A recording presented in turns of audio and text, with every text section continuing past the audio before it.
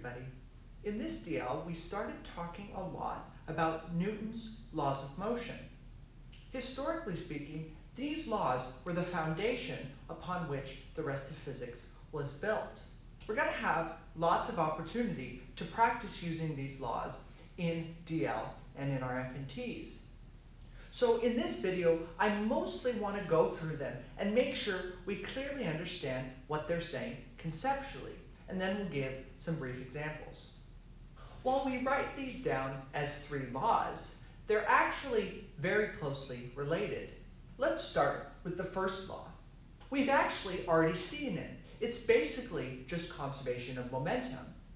It says that if an object has a certain amount of momentum, its momentum will not change unless it is subjected to an outside force. The way you may have heard this said is that an object in motion tends to stay in motion, while an object at rest tends to stay at rest. We've seen a ton of examples of this conservation of momentum, so we're not going to spend too much time on it here. Check out previous videos if you need a refresher.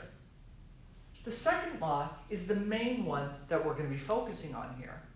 It says that the sum of the forces on an object is always going to be equal to the mass of the object times its acceleration. Let's take a simple example. If I drop this pen, what's going to happen? Of course, it's going to fall to the ground because gravity is pulling on it. But it's not going to be falling at a constant speed. It's going to be increasing its speed as it falls to the floor. How could we calculate that acceleration? Well, all we would have to do is we'd have to calculate the strength of the force on this object from gravity, and then set it equal to the mass of the object times its acceleration. If we then just divide by the mass, we'd be left with the acceleration of the object. Notice that the first law is actually a special case of the second law. Mass times acceleration is actually equal to the change in momentum of an object. If the forces are all equal to zero, then Newton's second law tells us that the acceleration must be zero as well. This is exactly what the first law says. The last law, Newton's third law, is a law of reaction. You may have heard it said this way: every action has an equal and opposite reaction. But what does that mean? It means that if one object is putting a force on a second object, then that second object is putting an equal force on the first object. For example, if I push on this whiteboard with my hand, the whiteboard is actually pushing back on my hand with the same amount of force. Let's consider one more example that's a little mind-blowing when you think about it. What is one of the most common forces in our day-to-day experience?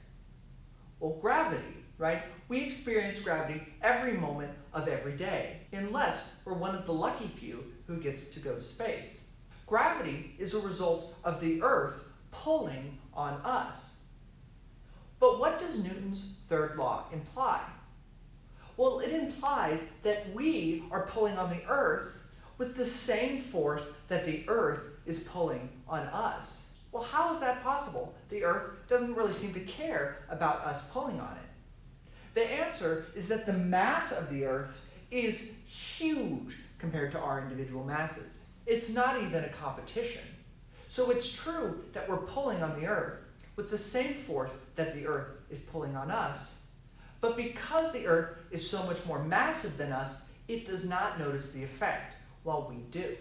Let's do an example of the second law to see how we can use it to actually calculate the acceleration of an object. Suppose we have this box sitting on the floor. Somebody is going to push on this box to the right with 20 newtons of force. Friction is going to resist this and provide a force in the opposite direction. We want to know what the acceleration of this box is. To do that, we just apply Newton's second law.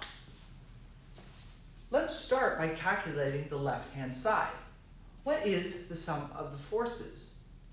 Well, this just means to take all the forces on the box and add them up. But we have to be slightly careful. Because forces are vectors, we care about direction.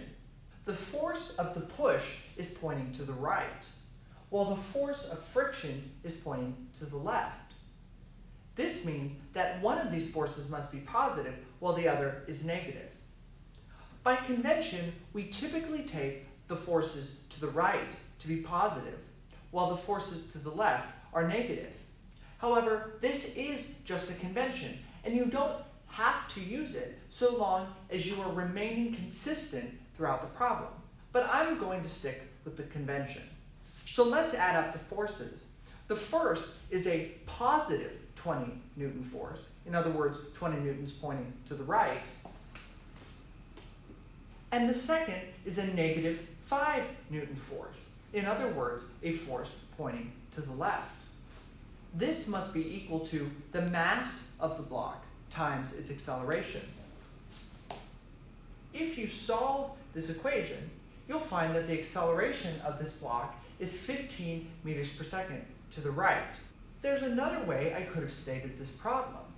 Instead of telling you what these individual forces were and asking you to find the acceleration, I could have given you one of the forces and the acceleration and asked you to find the second force. Let's say, for example, that I had told you that the acceleration of the block was 15 meters per second squared, and I wanted you to find the force of friction. Our equation would have only changed slightly. Instead of this, our equation would look like this. If we had done this, we would have gotten the same answer, that the force of friction was equal to 5 newtons. Now, in one dimension, adding forces is really easy. For example, no matter how many forces we add, they would all point to the left or to the right. And we would just say forces to the right are positive, while forces to the left are negative. But what happens when we deal with a problem in 2 dimensions? Well, the nice thing about forces is that they're just vectors. All the things we learn from conservation of momentum apply equally well when we're dealing with forces. For example, let's say that we had a block suspended from a string. We're going to say that the block is at rest, and it's staying at rest. In other words, all the forces on it are balanced. We're also going to say that there's a force pushing on this block to the right, and a force pushing on this block to the left. But there have to be other forces. What are they? Well, the obvious one usually is gravity. This block is hanging in the air, so it's experiencing gravity. But there's also a force from the string. The string is holding the block up. Because this block is at rest, we know that all these forces cancel out. But how do we deal with this? We now have a 2-dimensional problem. Well, the answer is we deal with it in the same way that we dealt with momentum. We can always split this problem up into 2 pieces, the horizontal piece and the vertical piece. We can apply Newton's second law to these pieces separately, and we'll get the right answer. So for example, if we look at the horizontal piece, it looks like this.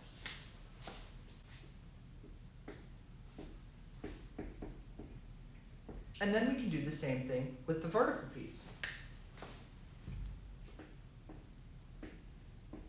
Of course, we know that since these forces add up to 0, they have to be equal and opposite to each other.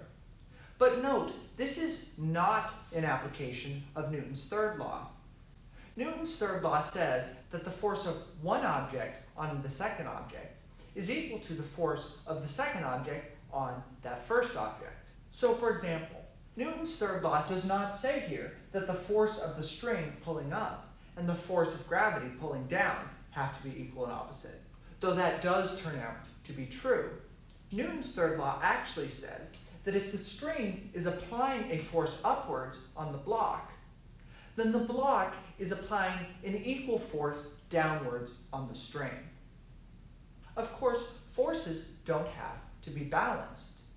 If you write down Newton's law for a single direction, the acceleration that you find will always be the acceleration in that direction. For example, if force 1 plus force 2 was not equal to 0, then solving this equation would tell us what the acceleration of the block was in the horizontal direction, and solving this equation would tell us what the acceleration of the block is in the vertical direction. We'll see a lot more examples of how these laws are applied in the future. Knowing this information allows us to learn all sorts of things about the way the world works. The beauty of Newton's laws is that they work in almost any instance that you can think of. We already looked at the example of how Newton's second law can tell us how fast this object will fall if I drop it. But it also works equally well on the scale of the solar system. Newton's second law tells us how fast the Earth must be moving in order to stay in orbit around the sun at a particular distance. It applies to stars, it applies to galaxies, and it applies to our everyday life. Now, unfortunately, we don't have time to talk about stars and galaxies in this course, but we will see how we can use Newton's second law to interpret some interesting circumstances.